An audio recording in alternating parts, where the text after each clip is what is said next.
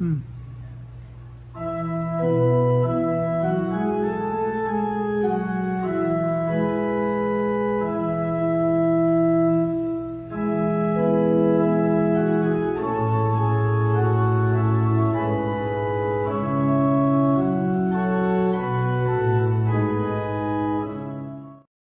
Hi, thank you for checking my channel and welcome to another day of hope and providence. But before that, click the subscribe and hit the bell icon.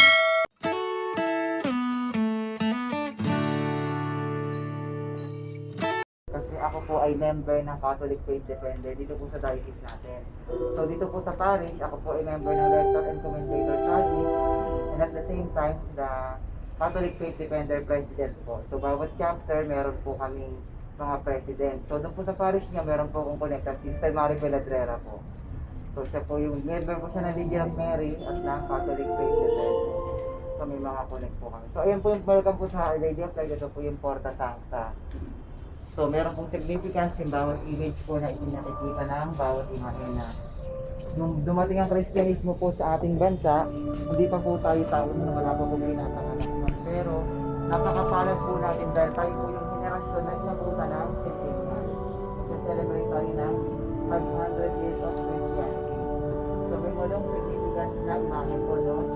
Yung Cruz de Magellan na nagpapakita ng historical sa ating bansa, paano na po ang Kristyanismo. Ang mahal na po ang Jesus Nazareno, ito po, ang Santo Niño de Cebu, ang mahal na Birhen ng Antipolo na patron ng ating diocese, ang mahal na Birhen Maria Ina ng Kaliwanagan, ang patrona ng Kainta. So mapapansin po ninyo, whatever title we gave to Mama Mary, she is still only one, no? So marami tayong dito nang binibigay sa kanya, Our Lady of Fatima, Our Lady of Lourdes, Our Lady of Light, Our Lady of Antipolo, pero siya ay nag-iisang pinagpala sa lahat, full of grace at immaculate.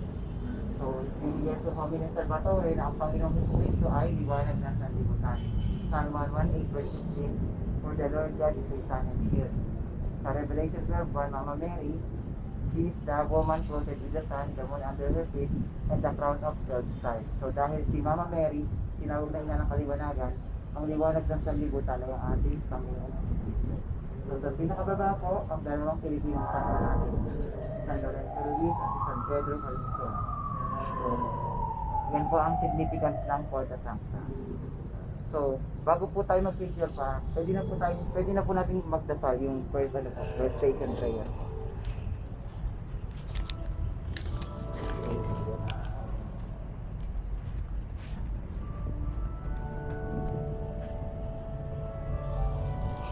In the name of the Father, the Son, and the Holy Spirit.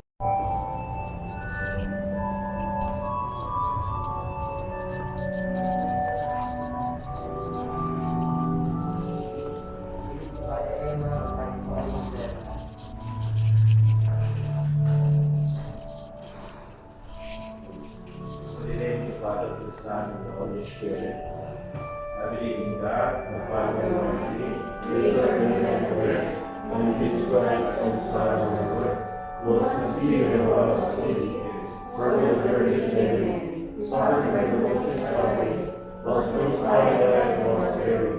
He descended to heaven, returning and rose again from the dead. He ascended to heaven, and is seated at the right hand of God, the Father Almighty. From there he will come the just, the living and the dead. And believe in the Holy Spirit, the Holy Catholic Church, the communion of saints, the forgiveness of sins, the resurrection of the body, and life everlasting. Amen. In the name of the Father, the Son, and the Holy Spirit. Amen. I'm sorry. Tingnan mo yung pinitisi. Dito dati si Juan. Father, si Bishop Nuli, yung Nuli. yung bumalik sa kanya, pinatago. Ah,